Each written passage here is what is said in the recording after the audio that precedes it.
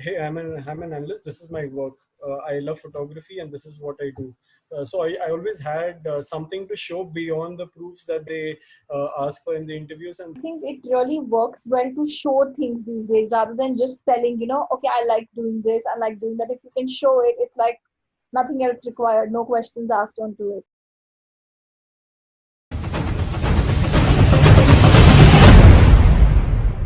Okay, so guys, welcome back to The Real Humans. We are going to have Yashas now talking here about his IIM What PI experience. Like he's from IIM Kozhikode out there.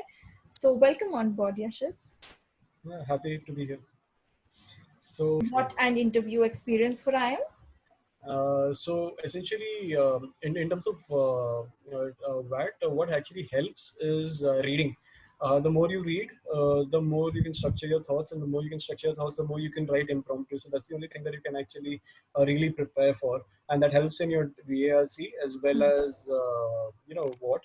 And the thing with what is that it's not going to be a quick process. So if you've decided that you want to give CAT, and if you're very serious about it, it just helps to start reading and practicing mock walls as quickly as possible, even before CAT if you can.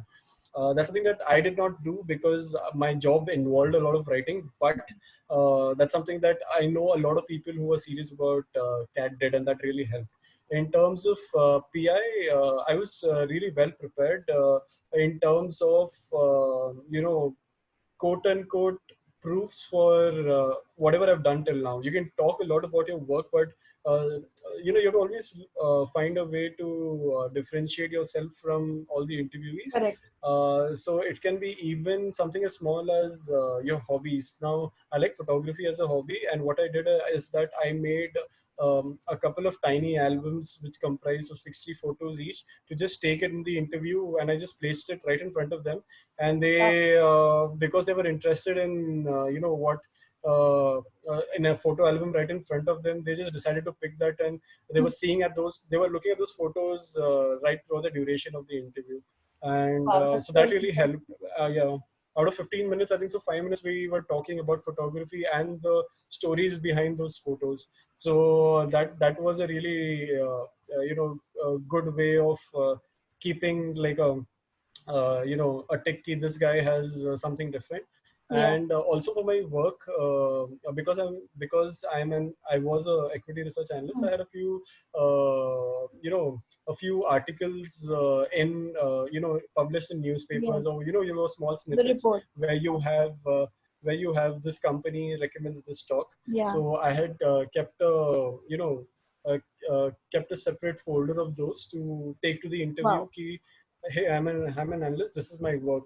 I love photography, and this is what I do. So I always had something to show beyond the proofs that they ask for in the interviews, and that really helped.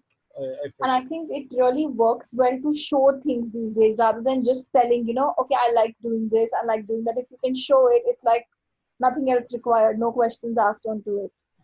And the interesting part is that the prof in front of me was, I later found out, was a finance professor, and he did not grill me on anything related to finance. Was something that I was worried about because of my finance experience so far. Yes.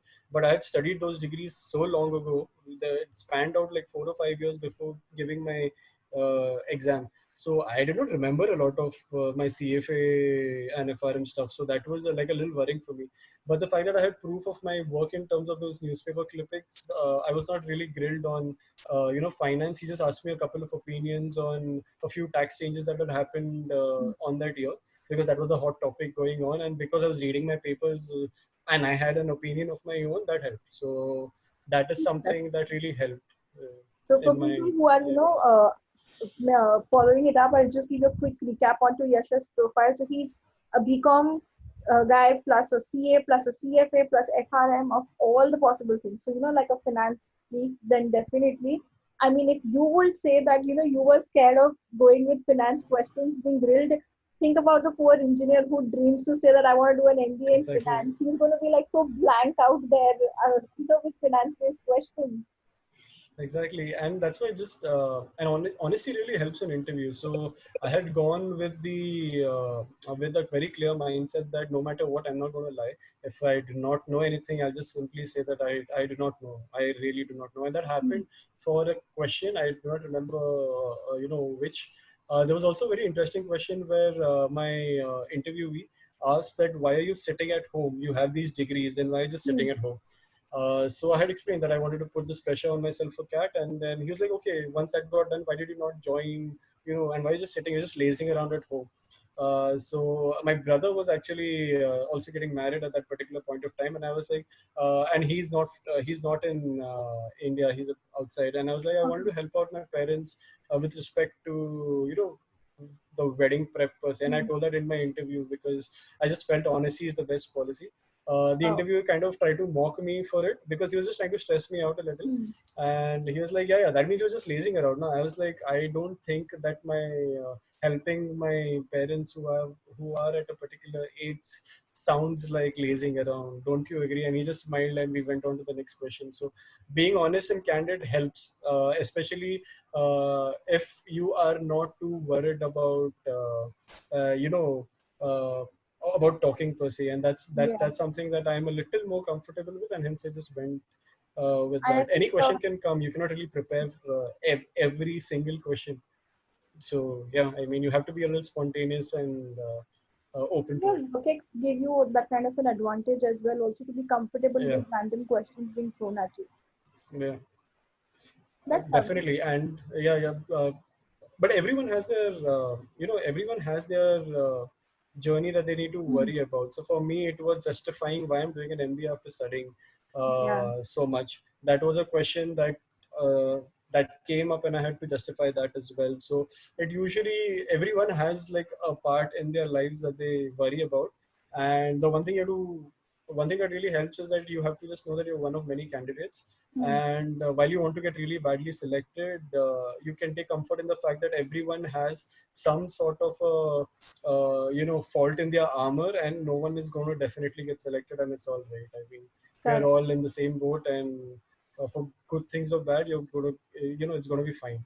It's not a That's problem. very well said. Like, nobody is going flawless and perfect out there, but you just have to make sure you have your reasons in place to justify your journey or your choices that you made. Like, even Exactly. for that matter, whether you're an engineer, whether you're a CA, people do CA and go back to an MBA in marketing. You are free to do that as long as it's a choice you are making. If you Exactly. can justify and rationalize that, I think it's all possible. Perfectly put. That's exactly what it is. That's lovely. So, Yashas, if you were to give some kind of advice to people who are, now at the verge of preparing for their interviews, what all things would you suggest them that they have to prepare for sure?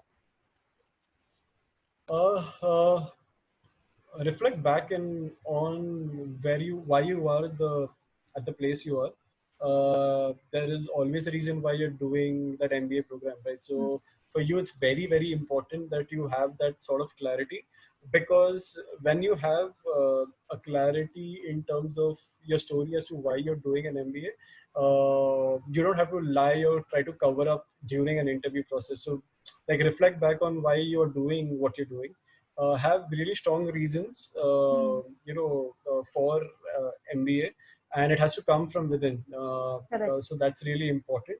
And be your authentic self. I think so. That is the easiest to defend, and it's something that everyone has. Something to be really proud of, no matter what situation you are, whether you are the quote unquote gem general engineering male, whether you are someone who has had a hit in their academics, whatever the reason is. What people really want to see is that you're going to keep the reputation of that institute Mm. intact, and they really want good candidates. So if you want to get that interview score, just show that you're going to be an asset to the institution as well, because this is an association that Very doesn't true. end after your placements. It's going to be there for life. Yeah, So that's something that you have to really be wary about. So just show, be your authentic self, and see how you can contribute the most to the institution as well. They need to see that, and as long as you can show that in your interview, I think so you'll be just fine.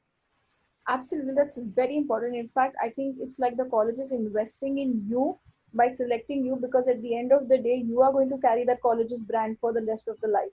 Exactly. They don't want to pick up someone who they think will be a misfit to the whole value system and legacy. So if you can contribute to that, you are bang on right there.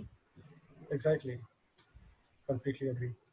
That's amazing. So thank you so much. It has been a great pleasure speaking to you, and wish you all the best for the ahead, Yashas. Thanks a lot, Anisha. I'm happy to be here.